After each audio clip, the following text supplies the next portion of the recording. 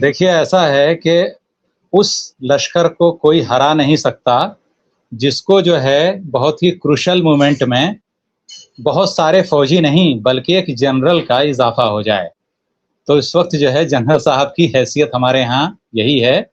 تو آپ کی موجودگی ہی جو ہے اس پورے جو ہے سیشن کو معتبر بناتی ہے، اور میں اپنے لیے بہت خوش نصیبی مانتا ہوں اس کو کہ آپ جیسے لوگ جو ہے یہاں پہ ہیں، موجود ہیں. جی ممتاز بھائی، جہاں پہ جنرل صاحب نے اپنی بات ختم کی ہے اسرائیل کے اس پہ، میں وہیں سے جو ہے شروع کرتا ہوں. جی دیکھیے اس وقت جو ہے سینیریو کیا ہے کہ سب سے پہلی چیز تو یہ ہے کہ جو بات کہی ابھی جنرل صاحب نے کہ بھئی ایک نیا سیکیورٹی کا ایک سینیریو ڈیولپ ہو رہا ہے اس پورے ریجن کے اندر، تو کیا ریجنل الائنس بنے گا ملٹری کا؟ بالکل بنے گا. اب سوال یہ ہے کہ پھر اس کی شکل و صورت کیا ہوگی، کیسے ہوگا؟ تو ہم نے کئی بار دیکھا ہے کہ 8-10 سال پہلے بھی 34 یا 35 کنٹریز کا ایک الائنس بنایا تھا سعودی عرب نے، اور اس وقت جو ہے وزیر اعظم تھے نواز شریف. تو پاکستان کے بہت سارے لوگ گئے، ملٹری وغیرہ کے گئے، اور ابھی بھی جو وہ الائنس ہے تو اس کے جو ملٹری چیف ہیں جس نے یمن پہ بھی فوج کشی کی اور 8-10 سال تک لڑے اور اس کے بعد بھاگ کے واپس جو ہے لوٹ کے بدھو گھر کو آئے، تو راحیل شریف جو ہے اس کو کے چیف ہیں. تو سعودی عرب نے الائنس بنایا لیکن اپنے کسی جنرل پر جو ہے وشواس کرنے کے بجائے ایک پاکستانی جنرل کو ہی انہوں نے الیکٹ کیا، اس کے لیے سلیکٹ کیا، کیونکہ الیکٹ وغیرہ تو منارکی میں نہیں ہوتا ہے. تو وہ جو ہے ابھی بھی اس کے چیف ہیں. تو کیا دوسرے چیف کون بنیں گے ریٹائرمنٹ کے بعد؟ عاصم منیر. تو کل ملا کر یہ ہے کہ پوری کی پوری ملٹری الائنس کیا ہوگی. لیکن بہرحال یہ پہلے کی باتیں تھیں. اب کی بات یہی ہے کہ جو بات آپ نے کہی ہے، پوری دنیا کی میڈیا میں اور بہت سارے تجزیہ نگاروں کے اندر یہ غلط فہمی ہے کہ امریکہ اور یورپ اسرائیل کو چاہتے ہیں. وہ بالکل اسرائیل کو چاہتے ہیں، اس میں کوئی شک نہیں، لیکن کتنا چاہتے ہیں اور کس لیے چاہتے ہیں؟ اگر ان کو اسرائیل سے یا جوس سے محبت ہوتی تو وہ اپنی غلاظت کو یورپ سے نکال کر فلسطین میں نہیں ڈالتے. انہوں نے ڈالا ہی اس لیے تھا کیونکہ وہ ان سے نجات حاصل کرنا چاہ رہے تھے. اب میں آپ کو ریفرنس دیتا ہوں. ایک پویم جو ہے پوئٹری پڑھائی جاتی ہے 10th اسٹینڈرڈ میں اتر پردیش میں اور بہت سارے NCERT کی بکس میں، مرسی.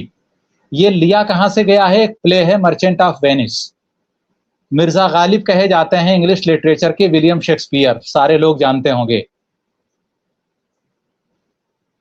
اس میں ایک جوس کا جو ہے وہ جو ساہوکار ہے، ہم جس پونجی وادی ویوستھا کے بارے میں اکثر بات کرتے ہیں، اس کا جو کیریکٹر ہے وہ ایک یہودی ہے.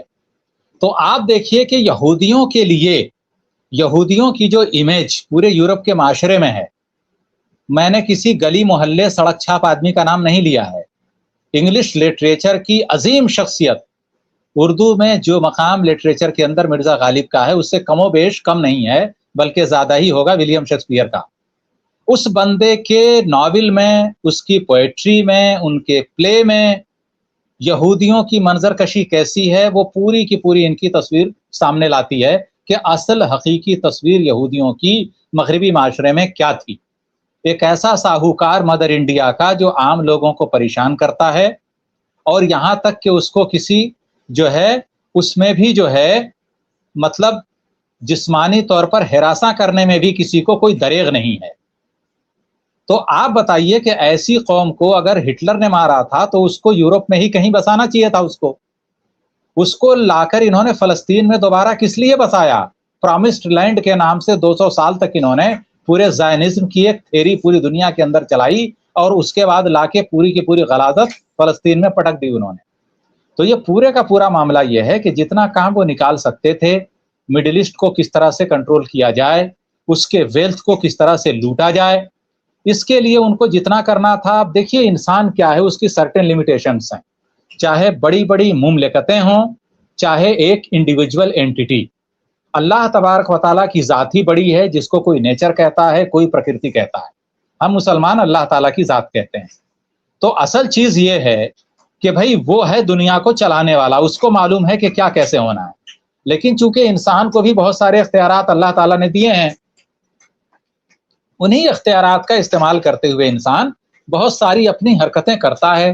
امریکہ وغیرہ اور بہت بڑے بڑے عامر جو دنیا میں ہوئے، انہوں نے ایسی حرکتیں کی. तो जब इसराइल वहां पे इस्टेब्लिश किया गया तो अभी तक जो है सूरत हाल यही थी। लेकिन इस वक्त ट्रंप के आप ट्वीट देखिए, ट्रंप के अल्फाज क्या हैं कि ए नेतन्याहू तुम्हें बचाने वाला वाहिद शख्स मैं हूं, पूरी दुनिया के अंदर इवन यहूदियों के अंदर तुम्हारी शबीह दागदार हो चुकी है, इसराइल की मौजूदा हुकूमत बदनाम है। इस मुरलीधर का भी जनरल साहब ने हवाला दिया, अक़वाम मुत्तहिदा की एक टीम थी जिसने पूरे की पूरी जो है उसको जो है इन्वेस्टिगेट किया, फ़लस्तीन के अंदर कत्लेआम कैसे हुआ। तो इस मुरलीधर की जो पूरी रिपोर्ट आई है कि 20,000 बच्चों को कैसे मारा इसराइल ने, और ये तो 20,000 बच्चे वो हैं जिसकी रिपोर्ट आ गई है। मेरा ये मानना है कम से कम 70-80 हज़ार बच्चों का इसने कत्ल किया होगा इसराइल ने। तो सूरत हाल ये है। तो अब ये है कि भाई इसराइल की शबीह क्या है? इसराइल की शबीह ये है कि निहत्थे, कमजोर या छोटे मोटे ग्रुपों के ऊपर ये बमबारी कर सकता है। क्या मिलिट्री पावर इसराइल है? नहीं है। ईरान ने पूरे के पूरे पॉलिटिकल और डिफेंस और स्ट्रेटेजिक डिस्कोर्स को बदल दिया है। ईरान ने दुनिया को बता दिया है कि अमेरिका और इसराइल मिलकर के भी, अगर आपके पास अज़्म हौसला है और थोड़े बहुत भी हथियार हैं, उस किस्म के उतने बड़े हथियार नहीं है, फिर भी आप इनको मजा चखा सकते हैं। ईरान ने मजा चखाया है। क्या ईरान के पास एयरफोर्स उतनी एडवांस थी जितनी यूएस के पास है, इसराइल के पास है? नहीं थी। क्या उस तरह के रिफ्यूल टैंक वगैरह थे? नहीं थे। सॉरी, रिफ्यूल एयरक्राफ्ट थे? नहीं थे। क्या उसके बावजूद ईरान ने मुकाबला नहीं किया? तो कुल मिलाकर यह है कि इस तरह की जो चीजें दिखाई गई हैं वो पूरे का पूरा यह है कि अब इसराइल की जमीन खिसक गई है, बल्कि अमेरिका और इसके इसराइल के सारे आखाओं की जमीन खिसक गई है। अब उनको आया जिसको हम बोलते हैं ऊंट पहाड़ के नीचे।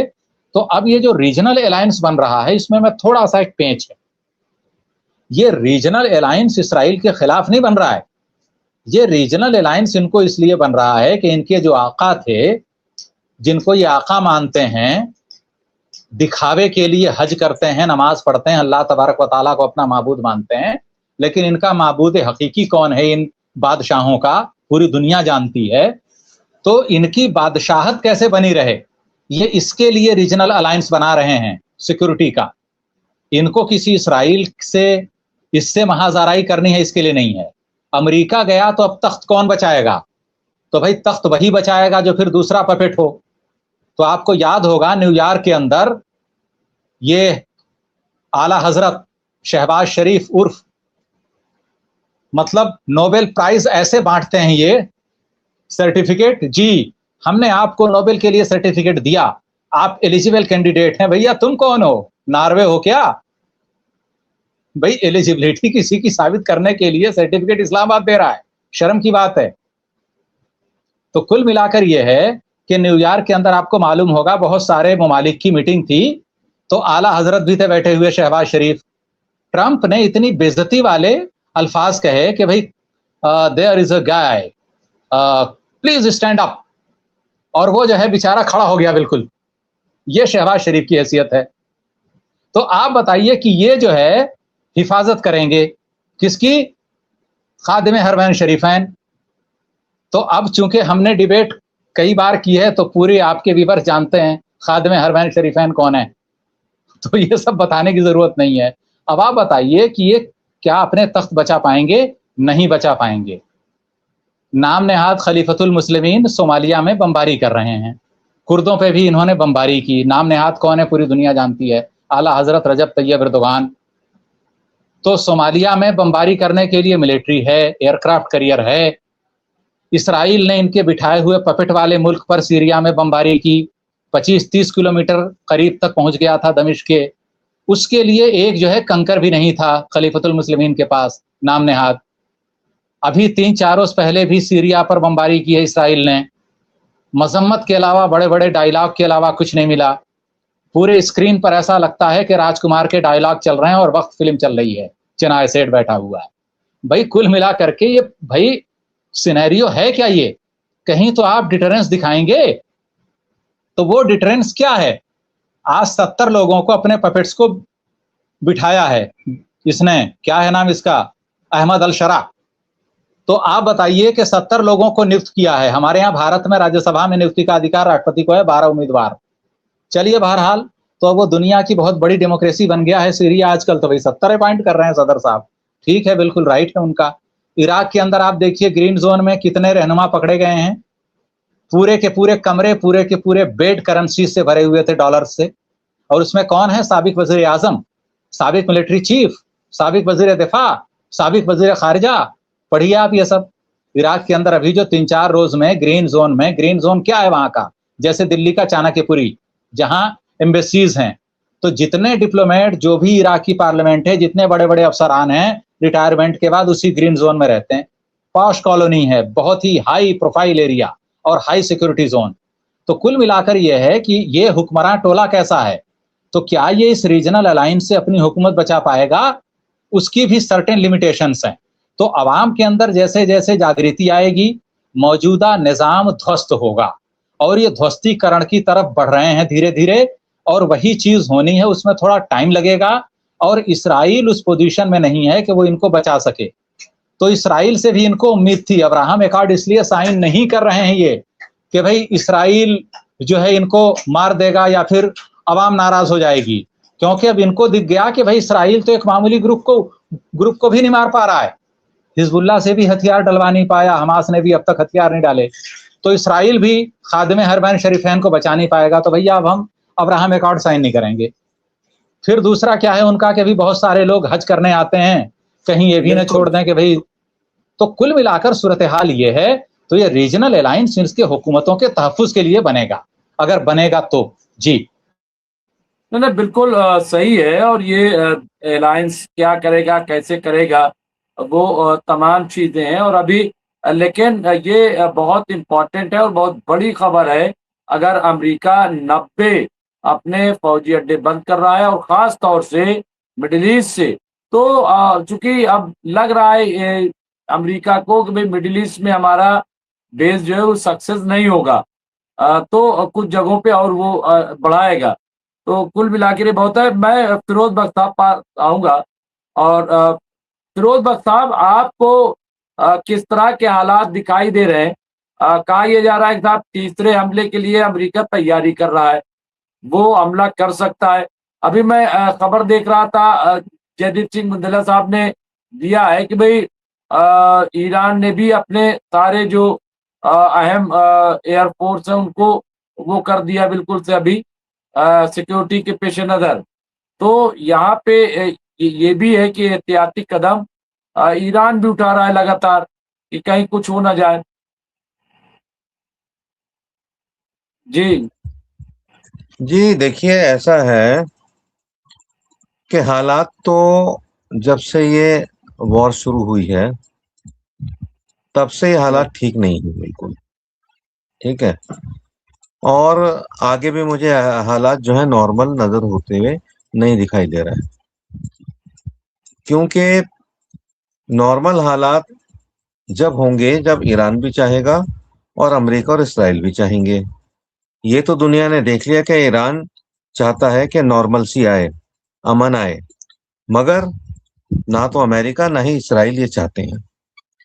अब ये डील डील का जो एक खेल शुरू किया है अमेरिका ने ईरान के साथ, ये खेल है जिसको बंगाल में खेला के नाम से भी कहा जाता है, कि मतलब इसमें कोई सीरियसनेस नाम की चीज नहीं है, ठीक है। ये सब एक धोखा है। और ये जो डील है ये इसराइल और अमेरिका ये थोड़ा सा टाइम गेन करने के लिए, टाइम बाय करने के लिए करते हैं। अभी तक तो भाई ऐसे ही दिखाई दे रहा है, ठीक है। और आपने सही कहा कि ये डील के under the guys of deal, यानी इसके डील का जो एक लबादा उड़ा हुआ है अमेरिका ने, इस लबादे के पीछे से बाकायदा तैयारी कर रहा है ईरान को दोबारा अटैक करने के लिए। अब मसला क्या रहता है, देखिए पूरा जो वेस्ट एशिया है सिर्फ एक मुल्क की वजह से तबाह बर्बाद हो रहा है, पूरा वेस्ट एशिया। और वो ऐसा मुल्क है कि जो बल्कि उसे मुल्क नहीं कहना चाहिए, वो एक आइडियोलॉजी है। और आइडियोलॉजी कौन सी है? ज़ायनिस्ट आइडियोलॉजी, जो जिसका नेमुल बदल जो है वो तबाही है।